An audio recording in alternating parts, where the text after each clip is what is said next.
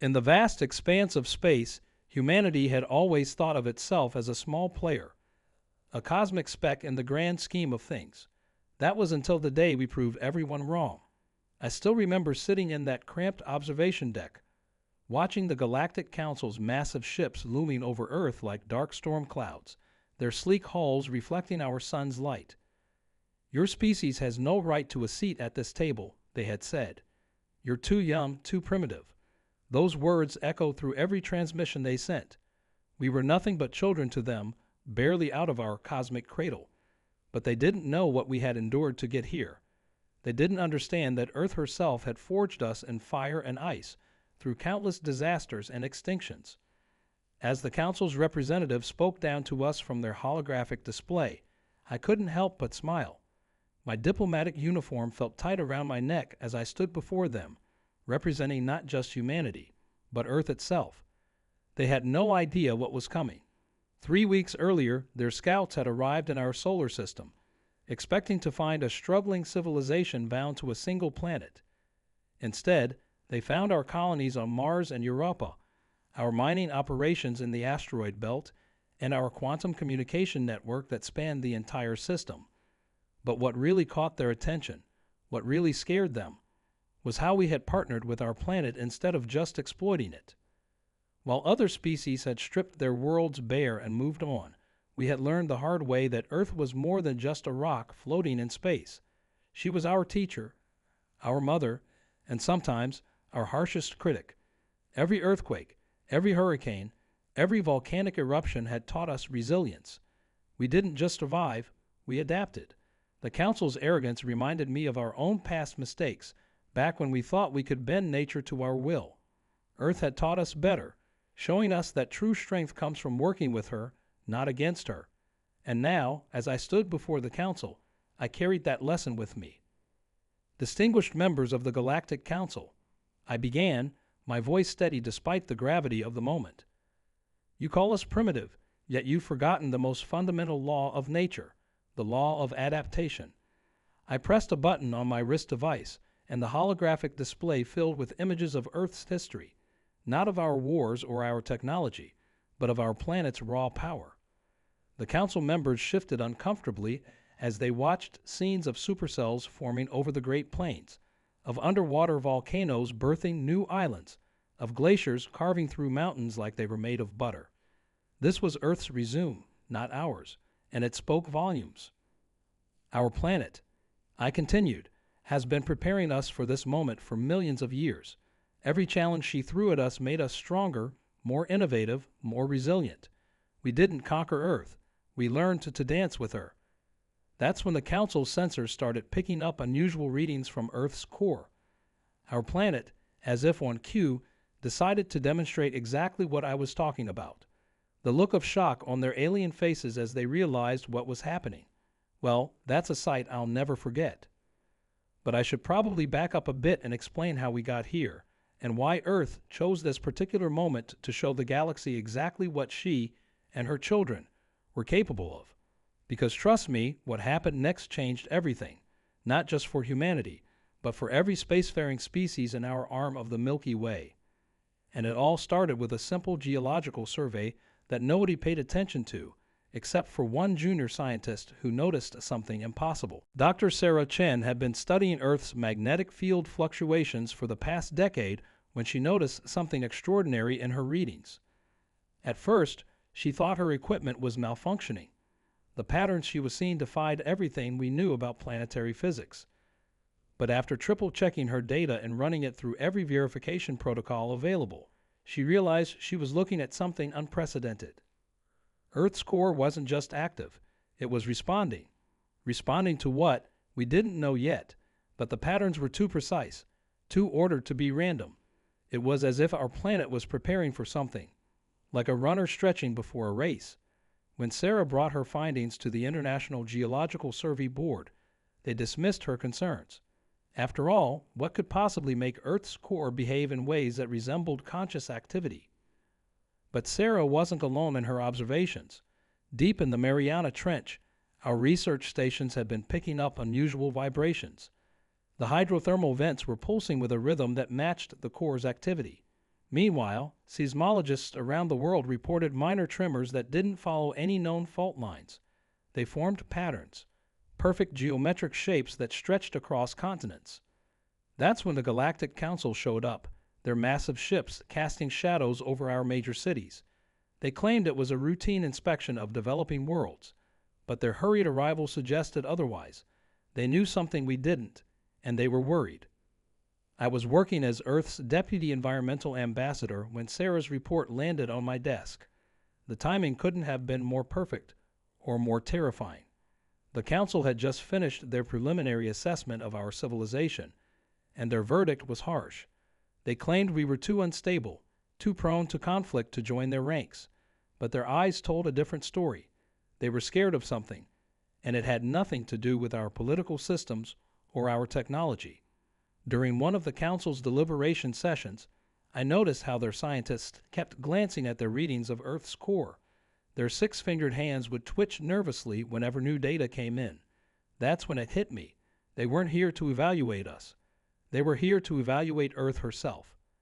You see, what Sarah had discovered wasn't just an anomaly. It was evidence of something the Council had encountered before, something they had been monitoring across the galaxy. Other planets, it turned out, had shown similar signs of activity, but never on this scale, and never with such precision. The Council's archives, which they guardedly shared with us, showed records of worlds that had developed what they called planetary consciousness, a form of awareness that emerged from the complex interactions between a planet's core, its magnetic field, and its biosphere. But these cases were rare, and most of these worlds were dead now, their surfaces scared by whatever had happened when this consciousness fully awakened. Earth was different. Our planet hadn't just developed consciousness. She had been nurturing it for billions of years, using every catastrophe, every mass extinction, every ice age to test and strengthen the life forms on her surface. We weren't just her dominant species, we were her chosen representatives. As I pieced this together, watching the Council members argue among themselves about how to proceed, Earth's core activity began to intensify. The patterns Sarah had discovered were becoming more complex, more deliberate. Something was about to happen, something big enough to make the most powerful civilizations in our galaxy nervous. And that's when we received the first direct message from Earth herself, transmitted through the very crystals and minerals that had recorded our planet's history for billions of years. The message was simple, but its implications would reshape our understanding of everything. The message reverberated through every crystalline structure on Earth, from the deepest diamond deposits to the quartz in our wristwatches. My children, it's time. The words weren't in any human language, but somehow, every person on Earth understood them. It was like remembering something we'd always known but had somehow forgotten. The Galactic Council's response was immediate and dramatic. Their ships began powering up weapon systems, not aimed at us, but at Earth's crust. That's when our planet showed her first card. Every active volcano on Earth began emanating a low, harmonic frequency that interfered with their targeting systems. The Council's most advanced technology was being countered by something as simple as resonant frequencies from magma chambers. Stand down, I urged them during an emergency session. You don't understand what's happening here. But the fear in their eyes told me they wouldn't listen. One of their senior members, a being of pure energy contained in a crystalline matrix, approached me privately after the session. We've seen this before, they said, their form flickering with anxiety. When planets awaken, they destroy everything in their path. Your Earth, she's the most powerful we've ever encountered. We can't let her fully emerge. But they were wrong, and I knew it in my bones. Earth wasn't preparing for destruction. She was preparing for a demonstration. Sarah's readings had become off the charts. The geometric patterns of seismic activity were now forming what looked like circuit boards across entire continents. The ocean currents had shifted, creating new patterns that matched the movements of electrons in quantum computers. Earth wasn't just conscious. She was turning herself into something beyond our comprehension. That's when the Council made their fatal mistake. They attempted to initiate a planetary containment protocol, a technique they used before to suppress awakening worlds.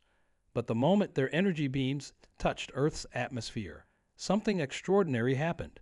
The northern lights erupted across the entire planet, not just at the poles. These weren't normal auroras. They formed shapes, symbols, mathematical equations that our best scientists are still trying to decode.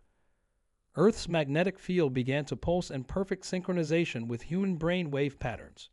People everywhere reported feeling a deep connection to the planet, as if we could sense her thoughts, her intentions. We weren't just witnessing Earth's consciousness. We were part of it. Every human, every animal, every plant.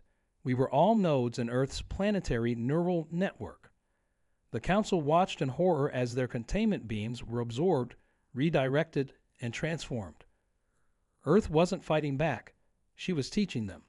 Through the auroras, she projected images of her history, the formation of the moon, the first emergence of life, the countless extinctions and rebirths. But most importantly, she showed how she had guided human evolution, subtly shaping us through each disaster and triumph. As the tension reached its peak, Earth's core began to rotate in a new pattern, one that defied physics as we knew it. The Galactic Council's ships started detecting energy readings that broke all their scales. Something was building, something unprecedented in the history of the galaxy. And through it all, I stood in the observation deck, watching as my home planet prepared to reveal why she had spent billions of years preparing for this exact moment. The Crystalline Council member who had warned me earlier suddenly realized something. Their matrix began to resonate with Earth's frequency, and for the first time, true fear showed in their energy patterns. She's not just awake, they whispered. She's been awake all along. And you humans, you're not her subjects. You're her. But before they could finish, Earth's transformation entered its final phase. The ground beneath our feet began to sing with a million voices, and the sky above us turned into a canvas of impossible colors. What happened next would change the fate of not just humanity, but of all intelligent life in the galaxy. The Crystalline Council member was right. We weren't Earth's subjects. We were her immune system, carefully evolved over millions of years to protect her from a threat she had foreseen since the first microbes appeared in her oceans. As this realization dawned on me, Earth's message became clearer. The Galactic Council wasn't here to evaluate us. They were running from something. That's when our planet revealed her second surprise. The complex patterns she had been creating across her surface weren't just for show. They were a galaxy-wide early warning system. Through us, her neural networks, she had detected what the Council had been desperately trying to hide. An ancient force was consuming planets at the galaxy's edge, not just destroying them, but unraveling the very fabric of space-time around them. The Council's containment protocols weren't designed to suppress awakening planets. They were desperate attempts to hide from this cosmic predator. They had been running for millennia, abandoning younger civilizations to their fate while preserving only what they deemed worthy. Earth's display of power wasn't meant to threaten them. It was an offer of sanctuary. As this truth emerged, the aurora above us formed into a three-dimensional map of the galaxy. We could see the approaching void, worlds going dark one by one. But Earth showed us something else. Points of light, other worlds like her, each with their own carefully evolved guardians. We weren't alone in our purpose. Your species, the crystalline being, hummed, their fear turning to awe. They're not just adapted to Earth. They're adapted to protect all of space-time. The patterns in Earth's crust pulsed in confirmation. Every challenge she had thrown at us, from ice ages to solar flares, had been preparation for something far greater. The void at the galaxy's edge was approaching faster than even the Council had realized. Earth's core spun faster, and with each rotation, more of her plan became clear. The magnetic fields connecting humans to her consciousness weren't just for communication. They were the foundation of a weapon. Or rather, we were the weapon. But there was a catch, a final twist that even Earth hadn't anticipated. The void wasn't just consuming planets. It was consuming consciousness itself. And as Earth linked us more deeply into her neural network, we began to feel it, an ancient loneliness, a hunger that had driven this force across countless galaxies. It wasn't destroying worlds out of malice. It was searching for something it had lost eons ago. The Council ship's sensors suddenly detected a new energy signature, something that made their previous readings look trivial. Earth's core wasn't just spinning. It was creating a new kind of space-time field, one that encompassed every human on the planet.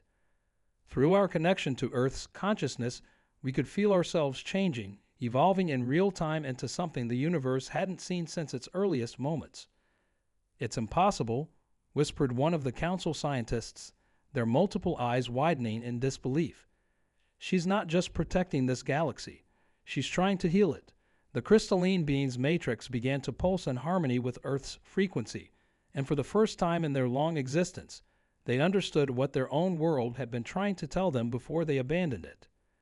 As the void's presence became visible to the naked eye, a darkness beyond darkness at the edge of our solar system, Earth made her final move. Through the network of human consciousness, she began to channel something that had been building since the first spark of life appeared in her oceans. But as the energy built to unprecedented levels, we all felt a moment of terrible clarity. This power could either save the galaxy or tear it apart, and the choice would rest not with Earth, but with each individual human connected to her consciousness. In that crucial moment, every human on Earth felt the weight of the galaxy's fate in their consciousness. Through our connection with Earth, we could sense the void's ancient pain, its endless search across the cosmos. What we had thought was a weapon was actually something far more profound. Earth had spent billions of years evolving a species capable of empathy on a cosmic scale. The crystalline council members' matrix began to resonate with a frequency that matched both Earth's core and human brain waves. "Your planet," they announced, their voice filled with wonder. "She didn't just prepare you for battle. She prepared you for healing." Other council members watched in astonishment as their own crystalline technologies began harmonizing with Earth's energy field. As the void approached our solar system, Earth revealed her master stroke. Each human's consciousness became a focal point, transforming the geometric patterns across Earth's surface into a vast quantum network. We weren't just connected to Earth anymore. We were connected to every living thing in the galaxy. Through this connection, we finally understood what the void was, the fragmented consciousness of the universe's first living planet, shattered by its own awakening. The Council's ships, once poised for attack, now became conduits for Earth's energy. The northern lights erupted with impossible colors as billions of human minds, guided by Earth's ancient wisdom, reached out toward the approaching darkness. But instead of fighting it, we welcomed it. The void's loneliness met our empathy. Its pain encountered our understanding, and for the first time in billions of years, it felt what it had been searching for: connection. Sarah's instruments recorded what happened next, though no one who experienced it needed data to understand its significance.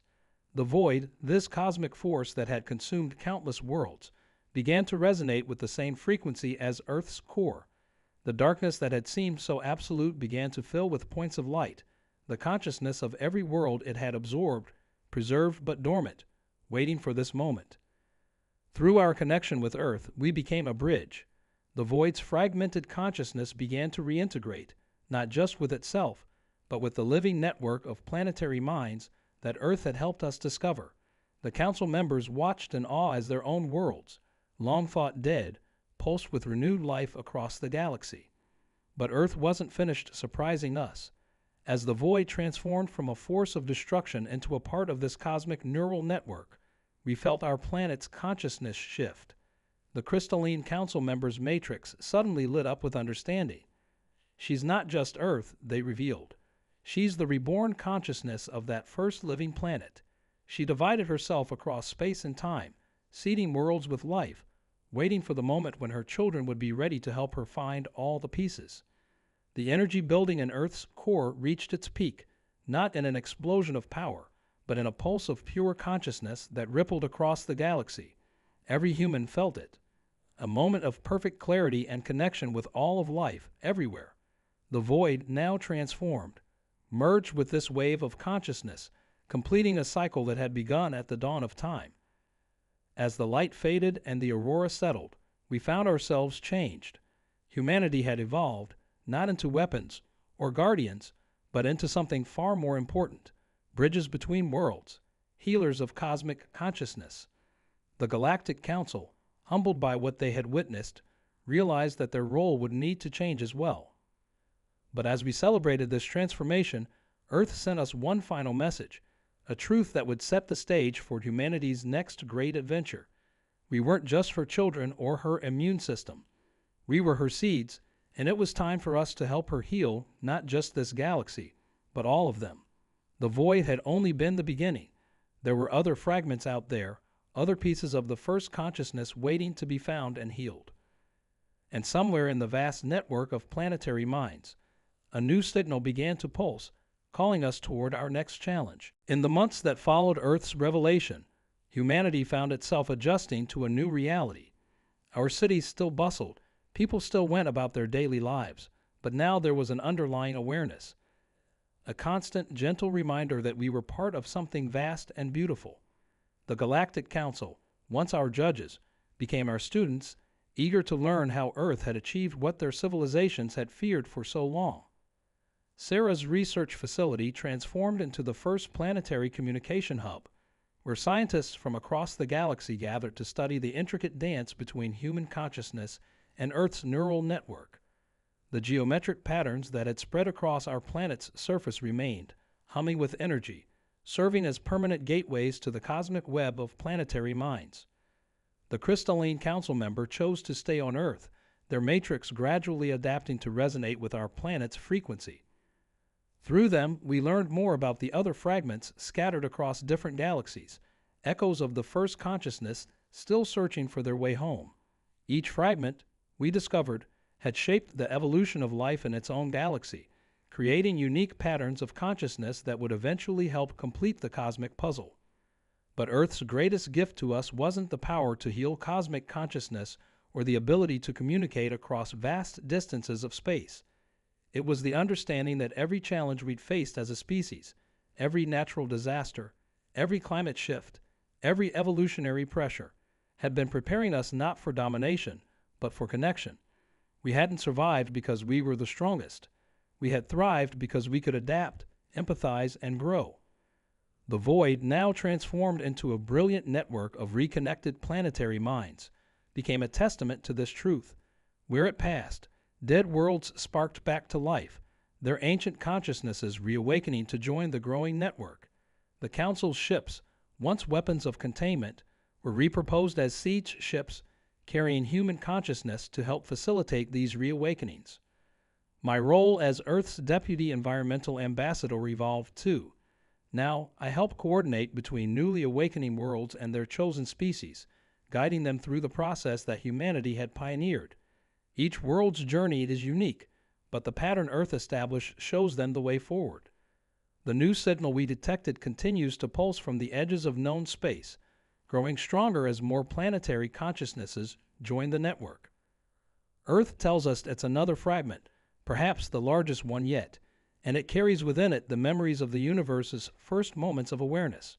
When we're ready, she'll guide us there too. Looking back at that first confrontation with the Council, I can't help but smile at how differently things turned out. We thought we were facing a threat to our independence, our right to join the galactic community. Instead, we were being prepared for our role as healers of the cosmos itself. As I stand here now, watching the aurora dance across the night sky, its colors shifting with the thoughts and emotions of billions of connected consciousnesses, I realize that our story isn't ending. It's evolving just as we are. Earth's long game, played out over billions of years, is still unfolding, and humanity's part in it is just beginning. The next fragment calls to us from across the cosmic void, its loneliness a little less desperate now that it can feel the echoes of what we've achieved. Soon, we'll answer that call. But first, we have more to learn from our greatest teacher, this living world beneath our feet, this consciousness that chose us, shaped us, and finally showed us what it means to be truly human. Earth hums beneath us, patient as always, ready for our next step together into the unknown. After all, this is what she prepared us for, not to conquer the stars, but to heal them, one conscious connection at a time.